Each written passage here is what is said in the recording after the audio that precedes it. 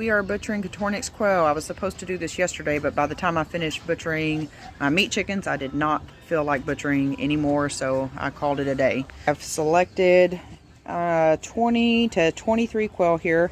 I only butcher males unless I have a female that there is something wrong with, and I'll end up butchering her, but pretty much strictly males. These here are about 8 weeks of age. They mature at 6 weeks. However, I usually grow them out for an extra 2 weeks just to put a little more weight on them. Give me just a little more meat by putting that extra 2 weeks into them. Anything over 8 weeks is a waste of money. They don't get too much bigger than what they are right now, and their food intake gets quite massive, so I cut it at the 8 weeks. To do this, I will be using simply a pair of kitchen scissors. I've got 3 buckets set up, one over here with water in it, that is for my meat. This one here is for the waste that I won't be keeping, like the feathers and the intestines. And then this 3rd bucket over here is for all the parts that I do keep, like the heads, the backbones, the feet. I also keep the hearts, livers, and gizzards, and I dehydrate those as dog treats for people. If you do not like blood, guts, and killing of animals, this video is not for you, so go ahead and turn this video off. I do not advise you to watch this. There will be killing of these live quail in this video and processing them. I'm going to process skin off, so if you've never processed skin off, this is going to be a good video for you.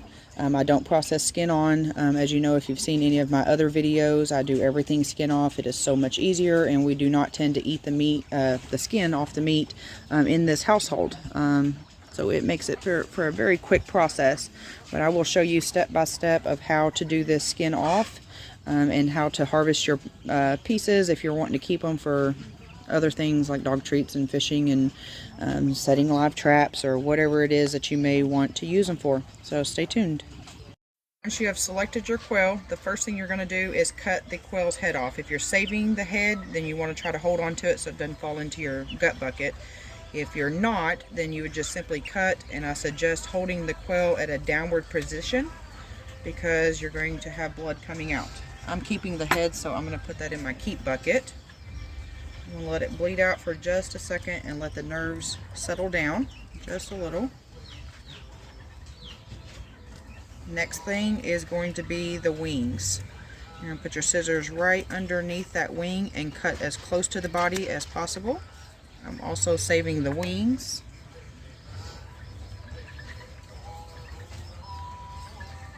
So I've got both wings removed and my head. Next, I'm going to remove my feet. And you want to cut right here at this bend. Quail actually have quite a bit of meat on their legs. So taking that part from there down. Now for the skinning. You are done with your scissors for the time being. To skin them, the skin comes off very, very easily. If you start right here on the chest, right there where that head was, and you just grab it and rip. So take all of this skin off. I like to clear the breast first and then remove my legs.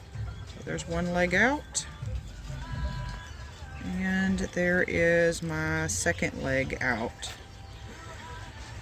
I'm going to grab right back up here at the top and rip this down all the way to the back.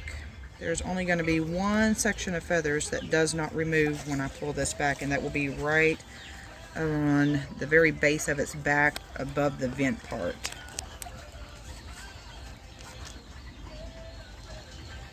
The skin right there is a little thicker and does not ever want to come off.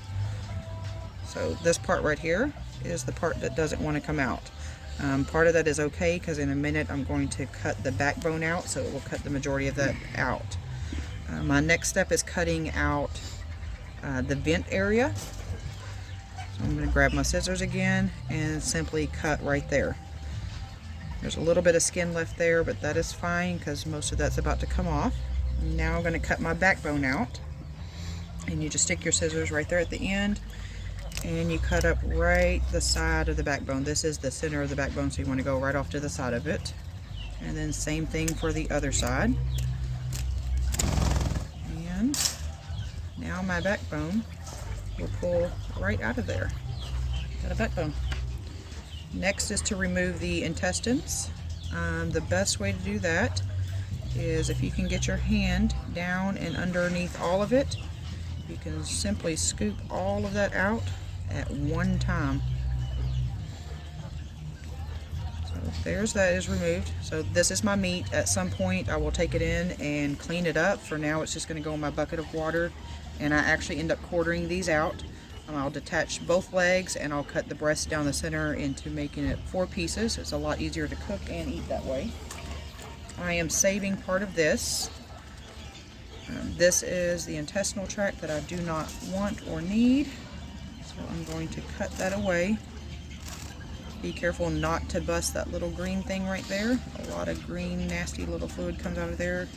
You want to try not to bust that if you can. So I got that removed. This right here is its crop, and this is an example of not taking them off feed at least 12 hours or so before butchering. That is a lot of feed in that crop that wasted and is doing this quail absolutely no good at this point. And this here will go into my keep bucket. Alright, so I am done butchering. I ended up moving here because as the evening went on it started to get really cold. So this is what I'm left with. This is my quail meat. One reason I put it in water is to keep it cool, like I mentioned before, but another reason is to help clean the meat. As you can see, all the feathers that were stuck kind of start to float to the top, and those were not stuck to the bird because I skinned it, but they were stuck just from feathers being on my hands and then grabbing a hold of the quail. So that kind of helps the cleanup process once I get in the house a lot easier and better. And the water's kind of red, you can see from the blood and stuff like that, but take those in and I will clean those up really good and get them put into the freezer, and we're actually going to cook some of them tonight. The other bucket of stuff that I kept is kind of hard to tell, but this here is all the wings. These are all of the feet. Here's hearts, livers, and gizzards. This is backbones, and this is heads. So all of this will go into my dehydrator once I finish dehydrating the chicken livers and stuff that I salvaged yesterday from my chicken butcher. But hope you enjoyed this video. If you like it, please subscribe.